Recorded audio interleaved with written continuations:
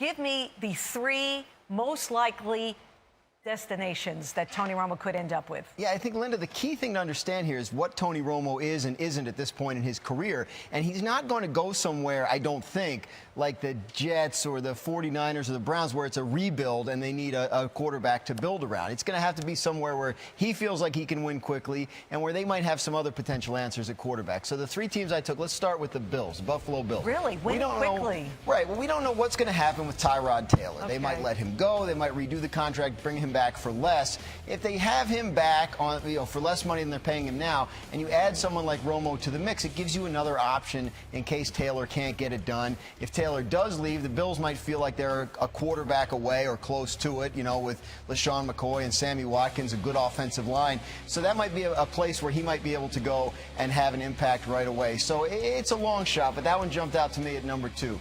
Number 3. Number 2, the team everybody keeps talking about is the Broncos. Right. Because obviously they went 9-7. They don't, the quarterback issues there with Trevor Siemian. When's Paxton Lynch going to be ready? I'm not 100% sold on the Broncos because I think the Broncos like Trevor Siemian, and I think they think Paxton Lynch can be ready soon.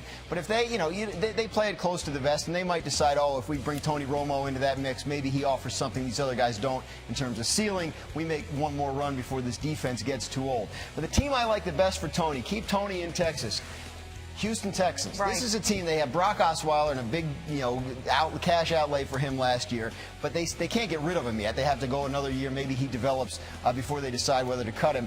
Add Romo, and if Brock Osweiler can't rebound, can't get it done, then Romo can play. But you have someone in Osweiler who has started NFL games, who you once felt pretty good about and sometimes still do. Tony Romo's probably not going to play 16 games for whichever team he signs with next year. And by the way, I say signs with. This assumes that Cowboys can't get him traded and they have to release him. I don't think anybody's going to trade for that contract. But I think if he goes to Houston, that's a team that makes the playoffs and consistently gets done in by poor quarterback play. That's a team that looks and goes, man, if we could just get something at the quarterback position, we could be a Super Bowl contender. That's a team that will look at Tony Romo and think he can help.